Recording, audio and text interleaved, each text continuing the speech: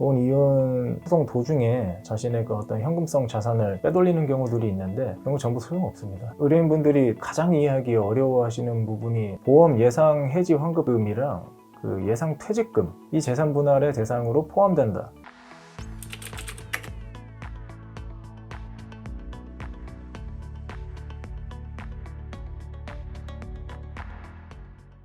현금 자산 같은 경우에는 이웃사에 있어서 어떻게 나눠야 되는 건가요? 현금 자산도 공평하게 나눠야겠죠. 공평하게 나눠야 되는데 그 기준 시점은 이제 혼인 파탄을 기준 시점으로 해서 그 당시에 존재하는 현금 자산을 나눕니다.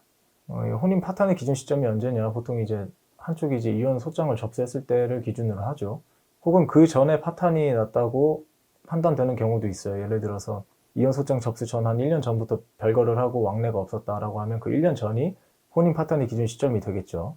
그래서 보통 이제 이혼 소장 받거나 혹은 이혼 소송 도중에 자신의 그 어떤 현금성 자산을 빼돌리는 경우들이 있는데 그런 거 전부 소용없습니다. 전부 소용이 없고요. 왜냐면 기준 시점이 빼돌리기 전이기 때문에 전부 소용이 없고, 만약에 전부 빼돌려서 내가 가진 게 현금 자산밖에 없고 그 예금을 전부 인출해서 어디 마늘밭에 묻어놨다면 그 집행에 있어서는 좀 문제가 생길 수 있겠죠.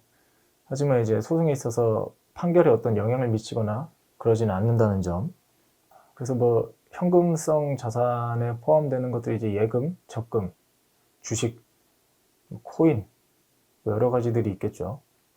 주식, 코인에 대해서 얘기하면 또 너무 길어지니까 이 부분은 생략하도록 하고, 의뢰인분들이 또 일반인분들이 가장 이해하기 어려워하시는 부분이 남아있는데, 보험 예상 해지 환급금이랑 그 예상 퇴직금, 이 재산 분할의 대상으로 포함된다. 이 부분에 대해서 반감을 굉장히 많이 가지세요. 아니, 내가 지금 보험료 잘 납부하고 있고 이거 해지할 생각도 없는데 예상 해지 환급금을 지금 내가 왜 나눠야 하냐.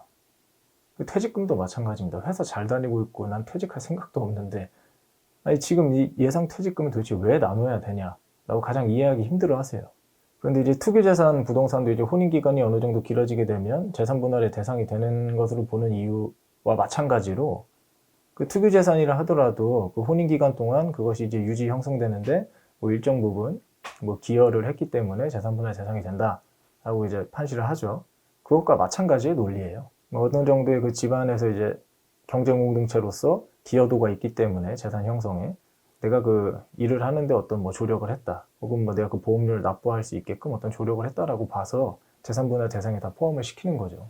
근데 이게 또 혼인 파탄의 기준 시점에 따라서 좀 실무상 정립되지 않은 문제가 있습니다. 뭐냐면 이혼 소송 도중에 이제 재산 명시 절차 거치고 보험사나 회사 이제 사실조회 신청해서 그 예상 퇴직금이라든지 예상 보험 해지 환급금 등이 이제 금액이 나오면 보통 그걸 기준으로 재산 분할 기여도 비율을 정해서 이제 나누면 돼요. 그런데 만약에 혼인 파탄의 기준 시점이 이혼 소장 접수보다 훨씬 더 전이었다, 1, 2년 전에 내가 이미 별거를 시작했다라고 한다면 법리적으로 원칙상 그 시점을 기준으로 해서 산출되는 예상 해지 환급금, 예상 퇴직금을 대상으로 해서 나눠야 하죠. 그런데 이 역시도 앞선 영상에서 말씀드린 것과 마찬가지로 그렇게 인정을 해주지 않아요.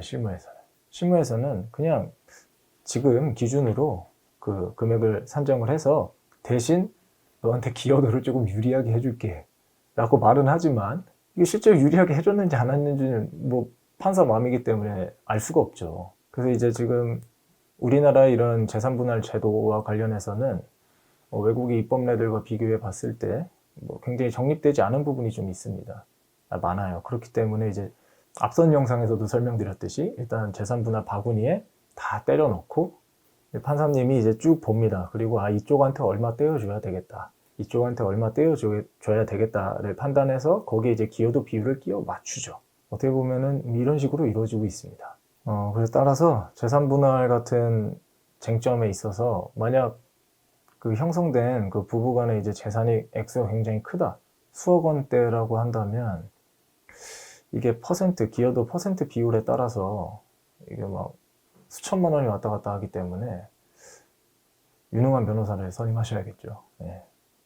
그럼 제가 계속 기여도를 얘기했는데 재산분할 비율을 산정하는 데 있어 판사가 기여도 비율만 고려할까요? 우리한테 보여지는 것은 기여도 비율만을 고려한다고 보여질 수 있지만 재산분할에 있어서 재판부에서 고려하는 요소가 세 가지가 있습니다.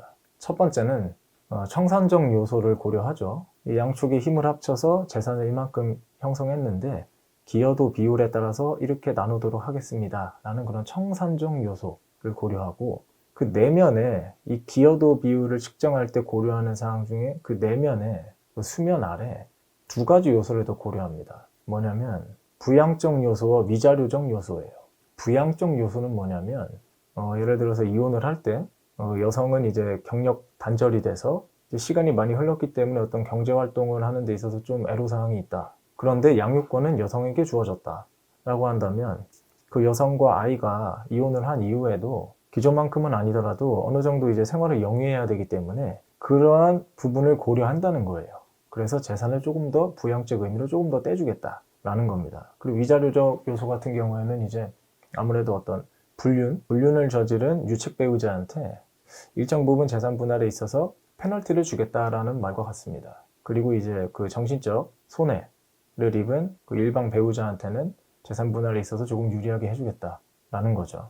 이렇듯 저희가 이제 재산 분할을 고려할 때 기여도 비율만 따진다고 하지만 그 수면 아래에서는 부양적 요소와 위자료적 요소를 청산적 요소와 같이 고려한다 정도로 알고 계시면 될 것 같습니다. 저도 이제 갑자기 이제 재산 분할에 대해서 이제 PD님께서 여쭤봐서 좀 정제되지 않은 언어로 좀 중언부언한 것 같은데, 뭐 제일 중요한 건 재산 분할은 굉장히 첨예하게 대립을 합니다. 재산 분할에 대상으로 포함시킬지 않을지를 다퉈야 하고, 그리고 그 기준 시점, 그리고 내가 방어해야 되는 입장이라면 내 재산의 가치를 최대한 낮게 측정을 하고 입증을 해야 되고, 반대로 가져와야 되는 입장이라면 그 상대방의 재산의 가치를 굉장히 높게 측정하고 입증해야 되죠. 이게 굉장히 첨예하게 복잡하기 때문에 의뢰인분들께서는 뭐 크게 고민하실 거 없이 소송에서 이기고 싶으시면 간단하게 상대방보다 더 유능한 변호사를 선임하는 방법밖에 없습니다.